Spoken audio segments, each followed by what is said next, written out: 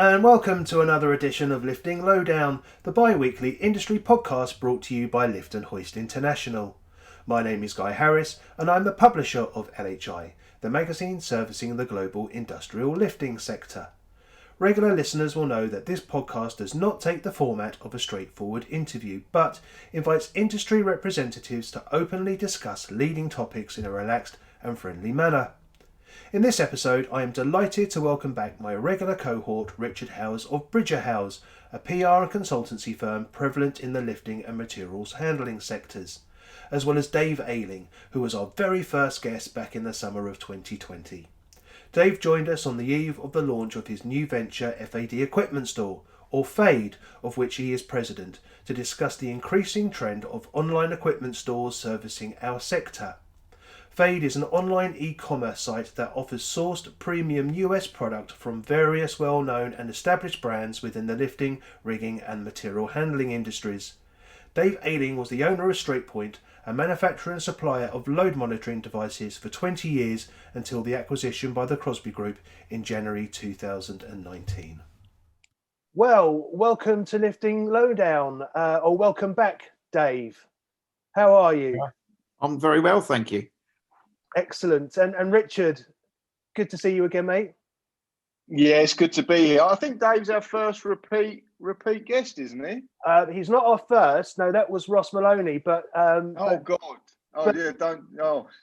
But Dave was our first ever interviewee. So it's the original lineup back online. So Ross and Dave are drawing two, I guess. Okay.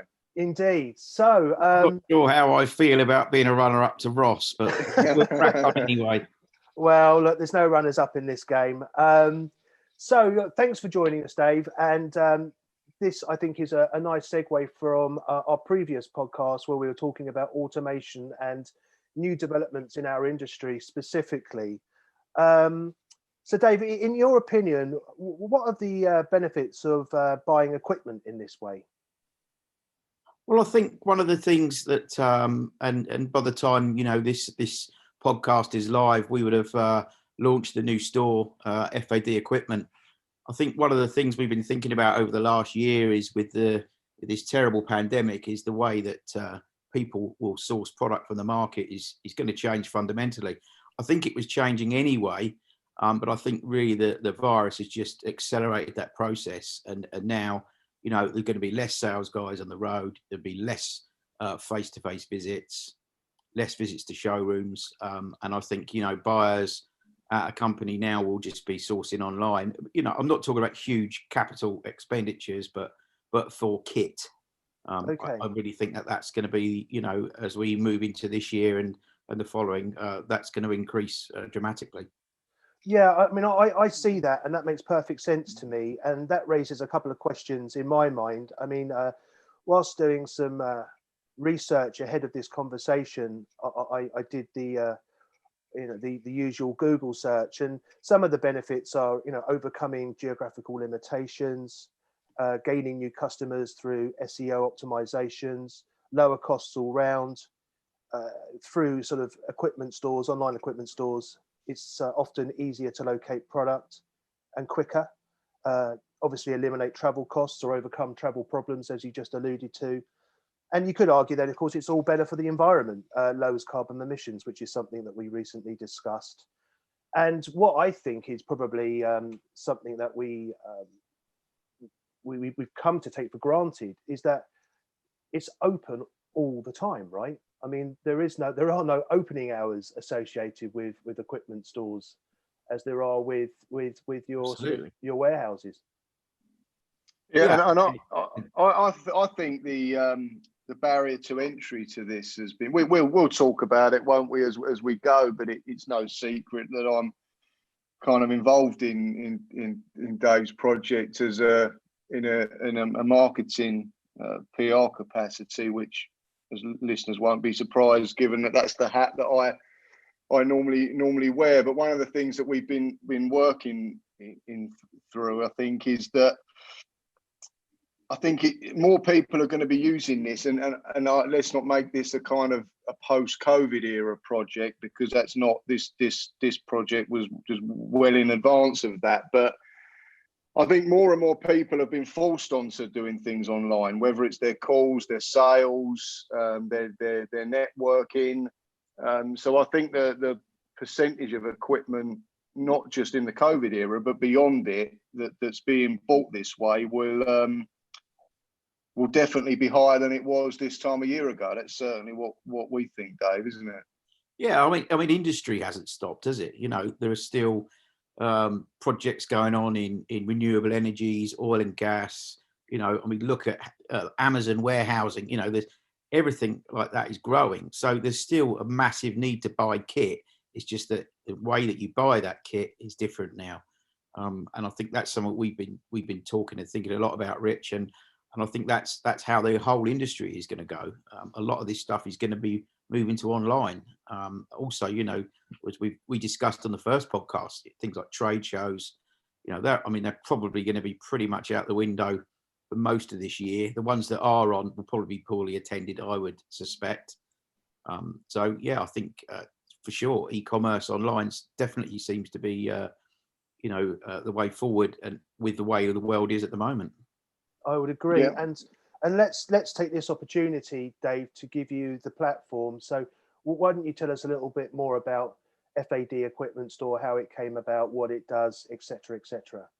So really, like most of these ideas, and I think we've alluded to this in a blog a few times, Rich. But as in most good ideas, they come about over a beer, and that was really how this seed was planted. Really, that myself and talking to Richard and his business partner Mark. We had so many contacts within our industry, and they continue to promote many different companies in material handling. Myself, I was on a little bit of a sabbatical since my exit from Straight Point when it was acquired by the Crosby Group. And over a beer, you just sort of think, we've got these contacts. It seems a shame to waste these relationships, and what can we do? Where could it go? And you start to sort of think, well, what about online, e-commerce and online store? And then, all the stuff that's happening with COVID, it makes you start to think, actually, the way I like to think about business is obviously I like to know the destination. Where are we going with this before we start? That for me is the most important thing. And as the great Gary Mullins once said to me, you don't get in your car and just drive aimlessly. You set the GPS to a destination, and that's where you head to. So that was kind of my thought process, really, was that COVID is going to drive this kind of business. I had a good idea where this could go to. I'm on board. Let's go. Let's give this a go, chaps. Let's order another pint and make some plans. Okay. Did you turn stuff down, Dave? I mean, obviously, I guess Mark was probably pretty excited when you responded positively that you might be interested in this, given your track record. But that must have been a track record that meant that people must have been approaching you in the window from post Straight Point ownership through to last year. Was there other opportunities that just didn't fit with that plan that you're talking about, or that just wasn't right for you at the time? Just to say, you're talking about Mark Bridger, your business partner, Richard. Yeah, absolutely. Just for the benefit of he shouldn't need any introduction, but I guess, to honour the formalities, you're absolutely right. No, just for the benefit of our listeners. Okay, sorry. I wasn't aware there were any other Marks. Okay. I've had some offers and some ongoing conversations, and I'm still, doing a little with Straight Point. I'm helping out the guys there as and when they need it. But really, and as you know, Rich, I've got a little sideline now. I've been doing some work with Italian scooters and keeping myself, my engineering head on. But I just think that this felt good. It felt a good opportunity to work with you guys. Jeff Miller, Pete McGrill, guys I've worked with before. Good guys, they know their stuff. And when you're forming a team, you want to tick all the boxes of all the different skill sets that are needed and the different character sets as well. Some people are impulsive and wild, and some people like to stop and think, and you bring that together. And when I thought about all of that and where this could go, I just thought, yeah, this is something for certainly to get on board with. Okay, so let's come at this a bit more generically, I guess. Is it fair to say that e-commerce or e-shopping is one of the biggest disruptors in our industry so far? I certainly think it is. Sorry, Dave. Yeah, I 100%. I think it is, and I think what's interesting is how it parallels with COVID as well. And I think that the one's just going to accelerate the other, because I think this was a market that was going through the roof anyway. We just got Modex and ConExpo in in the last spring, and all the chat at Modex was about e-commerce and dimensioning and shipping and freight and everything like that, and how businesses are repositioning themselves. And a lot of that was pre-planned for the marketing of that show 6 months out. It just so happened that we were on the threshold of this unprecedented era at the time. But so I think one's just going to accelerate the other. And yeah, absolutely. I don't know what you think, Dave, but I certainly think disruptive is the word. It is, and I mean, and there are going to be winners and losers from this. I was having a conversation this week with a guy that's what you would term an on the road sales guy. Although at the moment he's not on the road, and I was talking to him, about e-commerce, and he's saying, well, how's that? If that just takes off, as you're saying, where does that leave my job? Yeah, indeed. And I think really that's a chance to reevaluate those roles. A lot of these guys have so much product knowledge, and they are absolute experts in their field, that there is massively still a place for them. Okay, they're not necessarily knocking on the door. Here's a donut and a coffee. Let's talk about your next order. But it will change the job in that instance. Will change into more of a real product mentor expert. So when a distributor has a problem, they've got an inquiry, they're not sure what to offer, that's when these guys will be used. So I don't think there'll be massive losers, but I think that some of the roles out there will change. And I don't think that's a bad thing. And nothing stays the same, does it? No, and I think it's just about those people just repositioning, just tweaking their expertise slightly. And it's that sales versus marketing thing, isn't it? And that inflated importance now that's on marketing and education, because as the equipment store will prove, people know so much about your product now by the time they arrive at it, don't they? It's that kind of the sales pitch where someone comes into your house to measure for curtains or blinds, and you literally gets the whole brochure out and goes through all the options. There might still be a bit of that, but the reality of it is you've only called that person because you've done extensive research online. You've looked at all their ratings. You know exactly what their product is. So I think it's just a case of that salesperson just positioning themselves slightly different on the supply chain. The expertise, the knowledge, the passion, and all that stuff that those skills they've monetized are absolutely required in a new world. But I just think that kind of old-fashioned kind of sales role needs to be adapted somewhat into more of a marketing position. Well, I know that Rich, you and I have both read and enjoyed the book They Ask You Answer, and that's been a book that we've referred to constantly through the building of this website, and previously we used it as we built the Straight Point site. It really is about that. If your website has got the answers to the questions that people are looking for, they will make their purchasing decision. You can give them the information they need. That's that kind of the curtain or the blinds guy turning up with the pattern book, and that you're taking that piece out, aren't you? Yes. I think our website and anybody else's website, that's where you need to be positioning now, is is you need to be answering the questions that the questions that people are Googling, answer those questions on your site. Then there's no reason why they won't make a purchasing decision or answer a different call to action. Maybe they're filling a form. And then the technical expertise of the sales guy that used to just be driving around, in a big loop, he can then make that contact and make that sale. So it's changing, but it's not worse. Sure. Okay. I mean, do we feel that the rise of online equipment stores are generally driven by consumer behaviour, maybe made more acceptable due to our personal shopping habits, using sites like Amazon, for example? Yes, I think is the one word answer from my side, because I just think we're in the habit of doing it.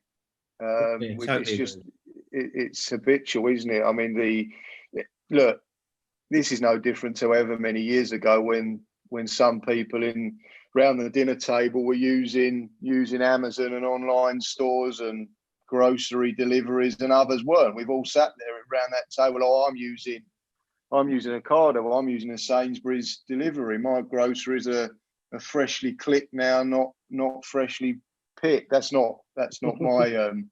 I can't take credit for that. That was on the. I was going to say. No, that was famously on the side of one of the brand's lorries. But you should be in PR, mate. You know what I mean. I should try it, shouldn't I?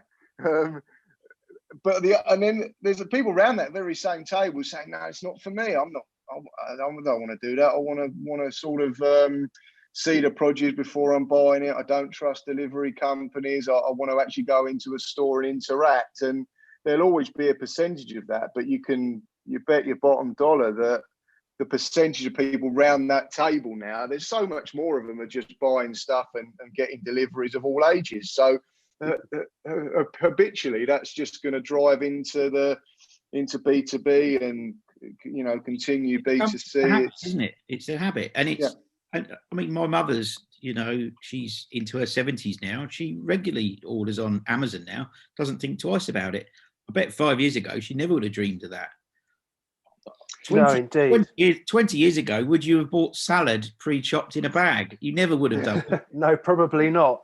I mean, I'm reminded of a conversation I had with a manufacturer at an exhibition somewhere in the world. I can't remember where. About 15 years ago, I want to say. And he basically turned around to me, and I was even then working in the publishing industry. And he turned around and said, "How does it feel to be working in a dying industry?" And I said, "Explain." And he said, "Well, look, everything's going online. So all, magazines, aren't being printed, they're being digitized." And then he kind of recounted this analogy. He said he'd feel quite comfortable going out and buying a Jaguar sports car online. And I said, "You're crazy. Surely you'd want to go and speak to someone on a show floor, and have the sort of the real upbeat feeling of driving off the forecourt." He said, "No, I've done all my research online. I know what it does. It comes with a badge. It's highly recommended. It's a trusted brand. I'd buy it, whether it's $64,000, $120,000. It doesn't really matter." I mean, I'm happy to say that publishing, if anything, has gone through a revival, and our industry is still predominantly overrun, excuse the term, with middle-aged white males. But I mean, as digital natives start coming into our industry, as they undoubtedly are and will do in future, again, e-shopping just falls into their lap, doesn't it? Right? That's all they've ever known, isn't it? Indeed. We had a conversation, Rich and I, yesterday on social media. There's the guys that are using Snapchat and TikTok and things like that now. They're the guys who are going to be buyers, senior managers, CEOs. They're going to be speccing and asking for kit to be bought. Over the next few years. Just because, I mean, I'm 50 now, but just because I don't embrace all of that stuff doesn't mean that there aren't other people out there that do.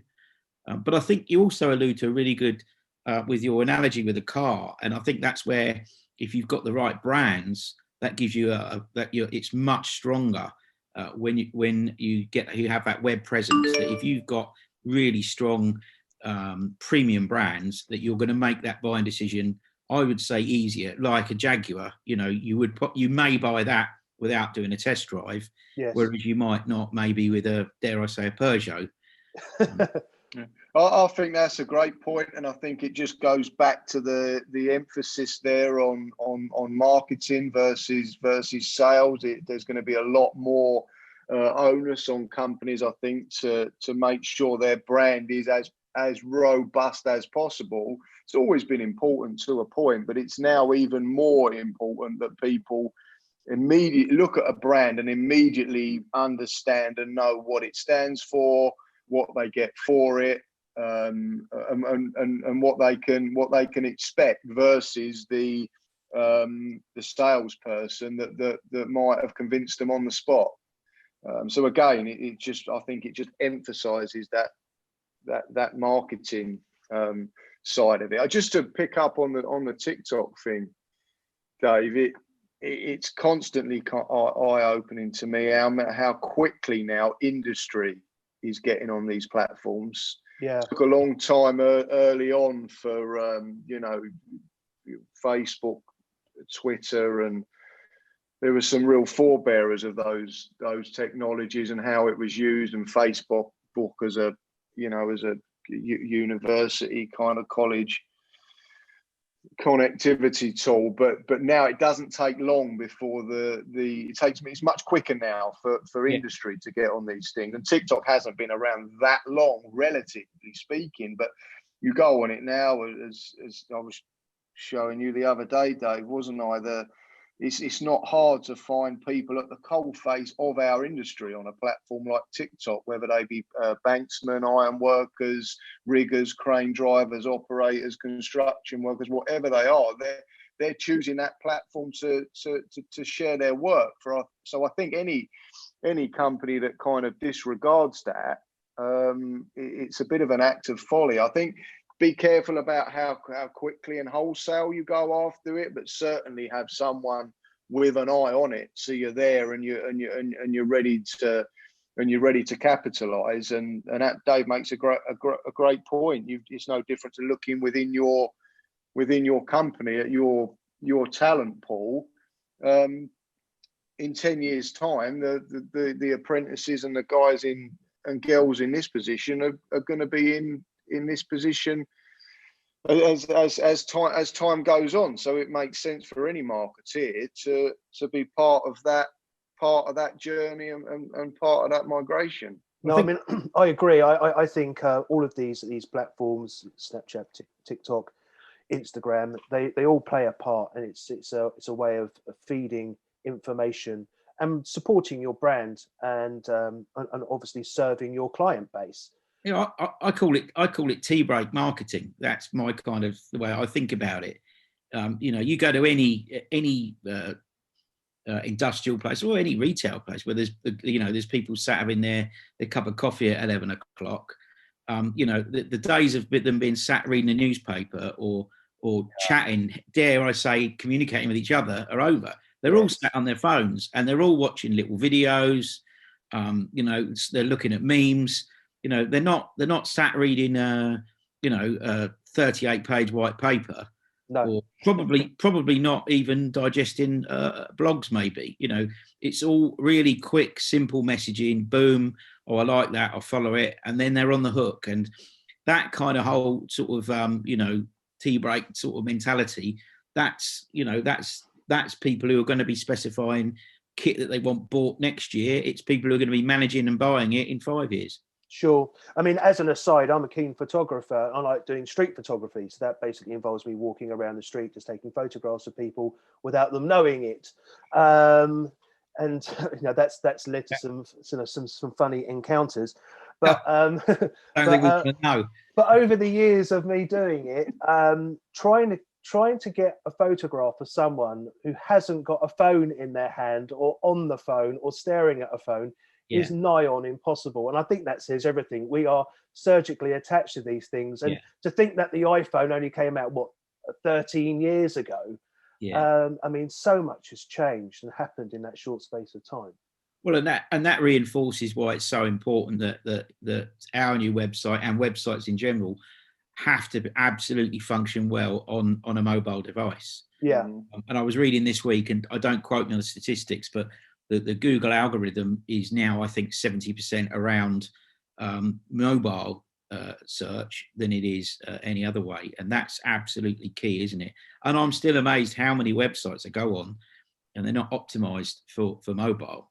Yes. Quite often I'll do my research on my mobile. If I find something really interesting, I might look on my laptop later. But in general, and I buy, DIY stuff and home improvement stuff. I'll just buy that on my phone. I wouldn't get my laptop out to do that. Sure. No, I get it. I mean, and bringing it back slightly, I mean, one of the benefits I recognise is the ability to provide clients with a personalised catalogue based on their buying history. So we're talking about algorithms and that kind of stuff. Yeah. So, I mean, arguably, you don't need an e-commerce platform to do this, but by easily tailoring your catalogue with personalised product suggestions based on customers' needs, can you can you increase conversations and help to cross-sell and upsell, present those opportunities internally? Well, for sure. And I mean, Rich and I have been introduced to the world of Shopify as we built the site, and the amount of plugins that are available that all these entrepreneurial programming guys are putting together and offering, for $10 a month or whatever. Some of these plugins are absolutely incredible. And it's absolutely, do you want to go large or you want fries with that type applications, and it's I mean, we're not alone in that. Everybody's using those, but completely, you want to buy a straight point radio link. Oh, have you thought that you might want to buy a couple of Crosby Shackles? Sure. You might want to buy some chain slings or all of that stuff, and that works on any e-commerce platform, doesn't it? And it's essential because you're obviously it's good for the business because hopefully it will help grow your revenues, but also for the experience for the person on the site. They don't want to buy something and then when they unpack it, they think, well, I can't use it because there are 2 or 3 accessories I could have done with, and I wish that website had recommended them. So yes. I think really it's a win on both the side of the buyer and the seller. I mean, I bought something for my son the other day, a projector, but it didn't work because I didn't buy the HDMI cable. So exactly, so that's just a very compact and basic example of that. The broader point there as well, I think, and this is something that marketeers are going to have to look at, and it's something that Dave and I have discussed at length, is how much information, when people are online now, it's okay, you're talking about the point of sale there, about what ancillary equipment they need, what they might need in support of it, but it's also the data that they're providing and the information that they're telling you about themselves, as in where they've come from, how long they're on your site, where they've gone to, and I think the thing that concerns me a little bit, or something that or to put a positive spin on it, something that I'd push the marketeers in our industry to get good at, is following that data and making sure that their businesses adapt accordingly and they can tailor their offering. And the reason I used the word concern a moment ago, because there's some staggering statistics about how few leads are actually followed up in our industry, particularly at trade shows and stuff. Yeah. And that neglect can't be replicated, or you're just going to crash and burn in an e-commerce world because someone's going to be doing it better. So I think this isn't a case of just setting up a storefront and hoping people are going to come. You've got one thing, you've got to put them there, but then you've got to learn very quickly about their behaviour and make sure that you're tailoring your business accordingly. And it might be that you have to kind of position it with different. We worked on a piece recently, Dave, didn't we, about store entrances and the different ways that people now are going to get into your business, and you can only create them and open them up if you're analysing your data and looking at the consumer behaviours. There's definitely something that we're mindful of, Dave, isn't it? I think that's where, you know, content is key. Simplicity is key. You know, you don't want to be the old story we had, Rich, about, you know, trying to order a takeaway and it was so complicated you thought, I'm not going to bother. And if you can go onto a store, any kind of store, and you can find what you want, it's very easy to navigate. The content is bang on. It answers those questions. You know, that whole they ask you answer thing. You can check out easily, and the whole process is simple. You're gonna do well, and you're going to retain customers. You're going to get repeat business. But if it's a complicated website, the content's all over the place, it's difficult to buy, it's difficult to do business with you, then you are going to fail. You know, you can have 1 million visitors to your website, but it's all about, you know, who converts into the shopping basket and hands over the credit card details. That's really what it's about, isn't it?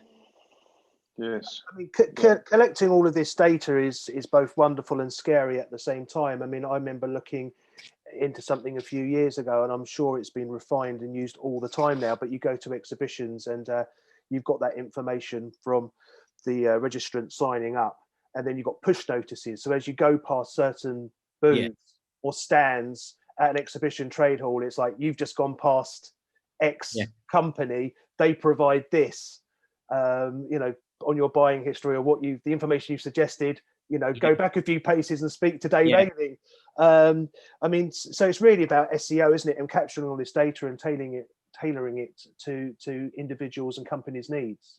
Yeah, and I think as well, we, you know, a level of automation, because, you know, you can't have a room full of 60 people doing this stuff. And I think that's where some of the AI that comes in with some of these, what you were referring to there, Guy, you know, there wasn't someone watching you go by and clicking a button. No. You know, this was done with sensors and, you know, or on the website, it could be done with cookies or other, you know, tracking and algorithms. But yeah, I mean, that's part of it. And for us and for many other businesses in this sector and e-commerce, that whole automation, you know, abandoned checkouts, for instance, all that stuff. You know, why did they abandon the checkout at the last minute? You know, if you've got 50,000 abandoned checkouts, you can't find out. But if you can automate, then you can quite quickly say, okay, well, there were 50,000. The system automatically followed them up. 10 came back and bought, and the others didn't because of reasons X, Y, and Z. And it could have been lead time, it could have been price, it could have been, you know, one of another. But that whole automation gives you the data that you can then use to make really good data-driven decisions. Yeah, I mean, it's witchcraft, as I say. It's almost Big Brother stuff, really. I mean, I can't really support this stat, but something I came across on a website, it claimed that 75% of business-to-business product purchases are made online. Does that surprise you?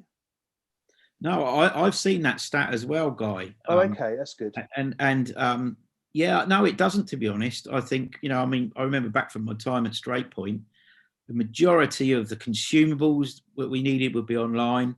I mean, okay, you wouldn't go and buy a CNC lathe online. Sure. But you would certainly do your research. You would go into forums, you'd look at videos on YouTube. But for the stuff and the kind of stuff really that we're looking to sell on the FAD equipment store is the kind of stuff where there's a buyer, they've got an Amex, company Amex sat on their desk, and, you know, someone comes along, I need 16 of these. You would just go online and buy it. How else would you do it? Yeah. I mean, a couple of things come to mind here. I mean, I guess the first is, do we think manufacturers will increasingly put more emphasis on this method of selling and service? So will you be going direct to the manufacturer in future? And where does that position sites such as FAD Equipment Store? Other stores are available. Well, I think a lot of manufacturers have. Sorry, Rich, you look like you're about to speak. No, so go on. A lot of manufacturers have, you know, traditional distribution channels, and I think the onslaught of the upcoming e-commerce sites that are going to be there are going to mix that up. So I think there will be a change there, and I think there might be some of the old school kind of distributors that maybe don't embrace that. You know, that may be a problem for them. Sorry, Rich, you were going to. I think I was just I'll just pick up from where you left off, in fact, because I think it's just about having your eyes open to it. So first of all, on that stat, no, it doesn't surprise me. But the worrying thing is there's plenty of people who are driving their businesses at the moment who have kind of got their blinkers onto that and pretending it's different, particularly in this marketplace. I think they're under the illusion that the percentage of online activity isn't that high. And on Dave's point about certainly if we've got time, we might talk about the kind of the USA angle in this, but there's a lot of equipment sold it all over the world, but particularly in the US via these channel partners. We spoke to Peter at CM about it, Guy, didn't we? And I just think as long as they're mindful of it and they adapt, I think they're going to be absolutely fine, because and it might be they have to focus more on delivery of certain types of products and service, whether it be more after sales or more specialist or that kind of thing. But I think as long as they, you know, to use one of the buzzwords of the podcast, as long as they embrace that activity and that migration, I think they're going to be fine. But anyone who's kind of pretends this isn't happening, and doesn't adapt, it's going to be far worse for them, I think. Yeah, and I mean, we've talked about COVID so many times. I mean, we're all sick to death.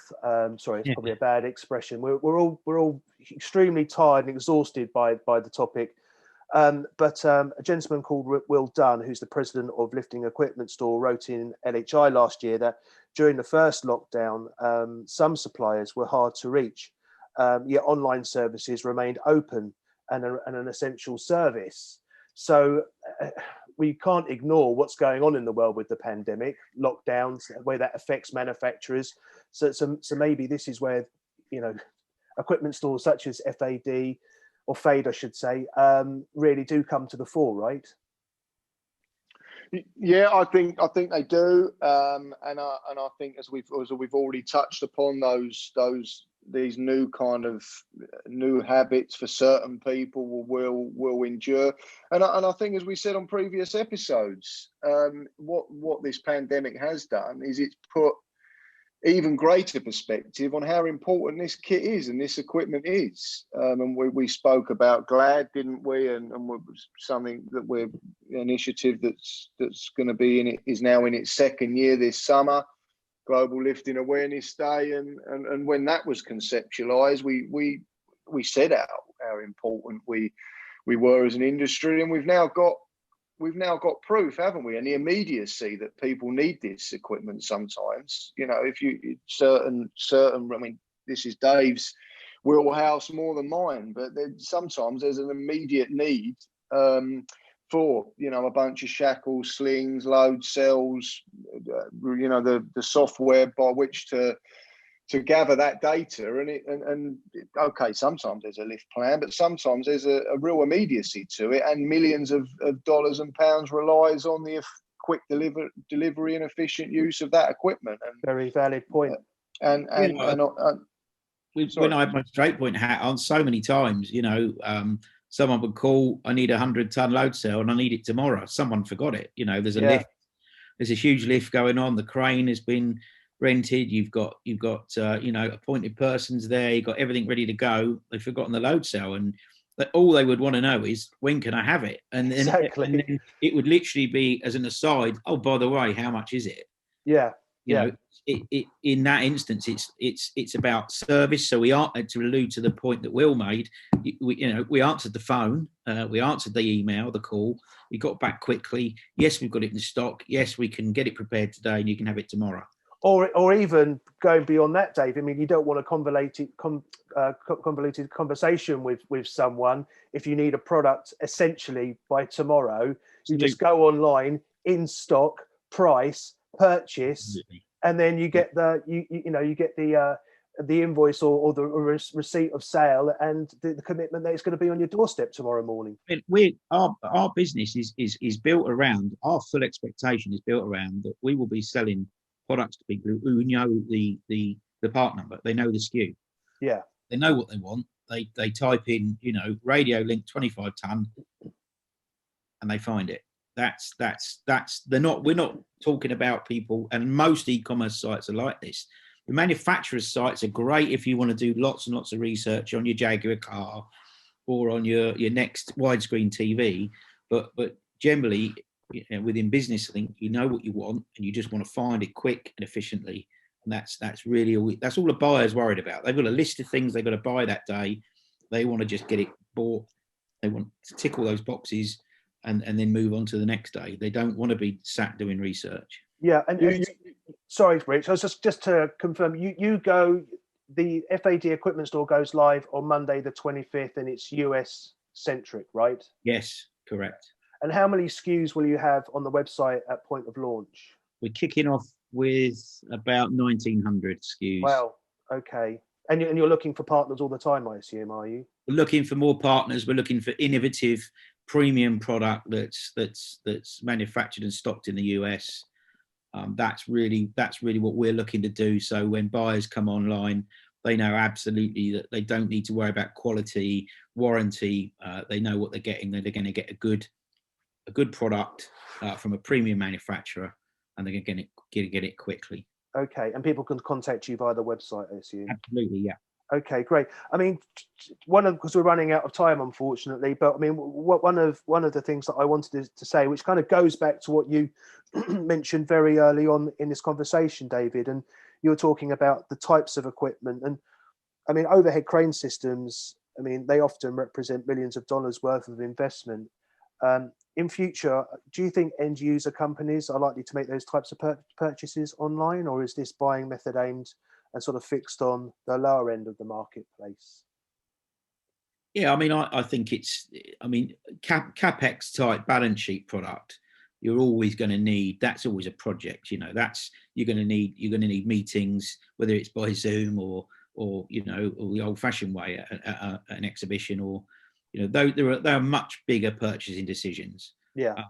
But those aren't so frequent. If you want a bunch of shackles, a bunch of slings, you need a lifting beam. You need, the kind of kit that we're offering or is available online. That I think that's just going to grow and grow.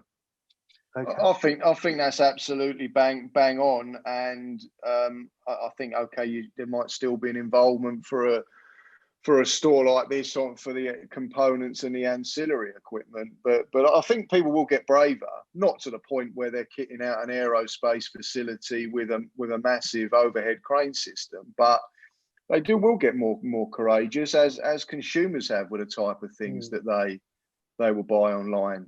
There will be slightly more technology. Things will be slightly bigger and heavier capacity, and there will be, but it's never going to get to the very, very top end of the market. I don't see that. I think that'll be.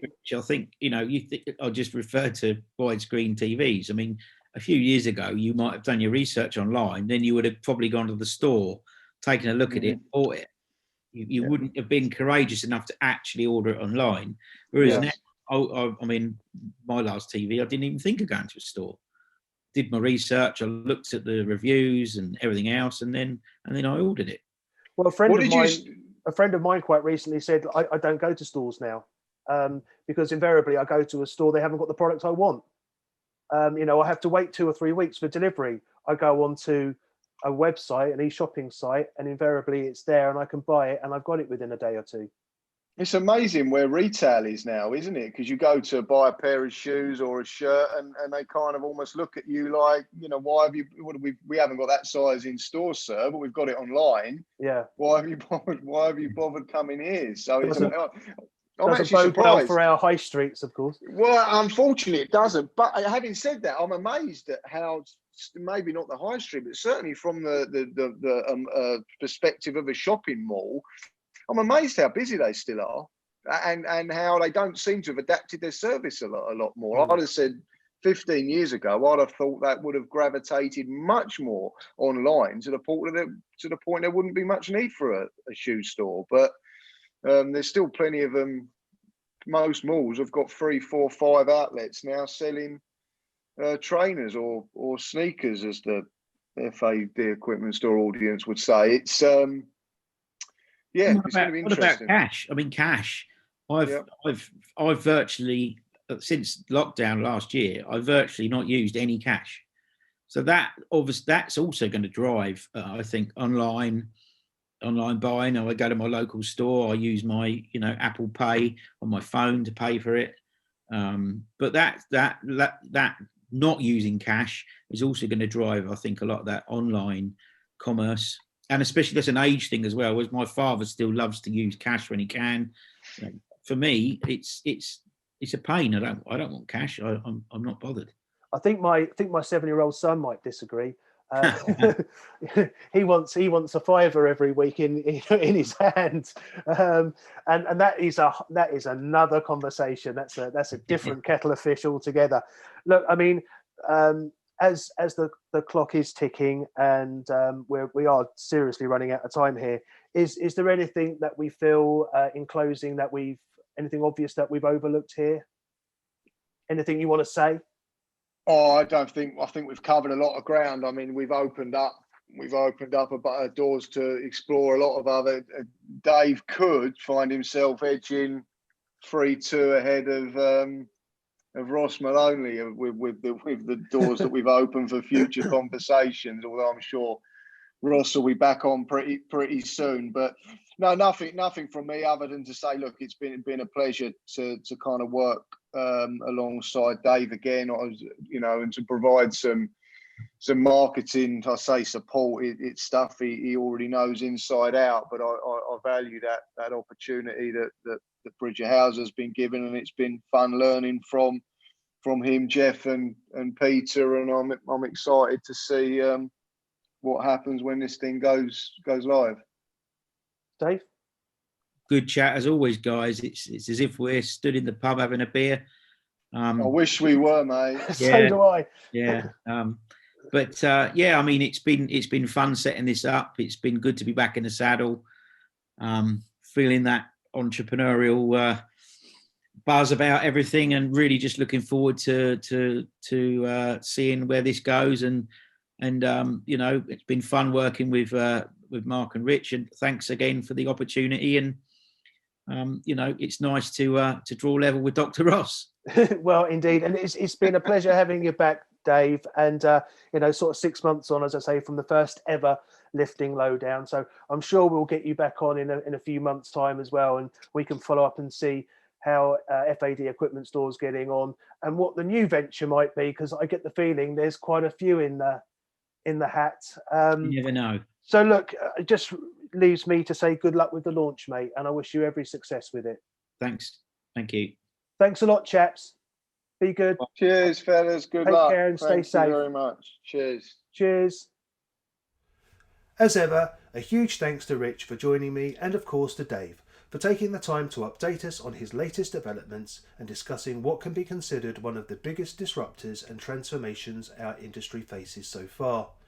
I think there can be no doubt that e-commerce is set to explode and fundamentally change the way end users source equipment through digital channels driven largely by consumer behaviour. Will manufacturers, who primarily service their clients through traditional methods, risk alienating or losing the loyalty of their customers? Time will tell. Apparently, 80% of companies still depend primarily on their internal sales force to drive revenue, and that approximately 70% of manufacturers don't have a comprehensive digital commerce strategy in place. Maybe that is now set to change, and in the meantime, I'm sure online equipment stores will fill that gap and need.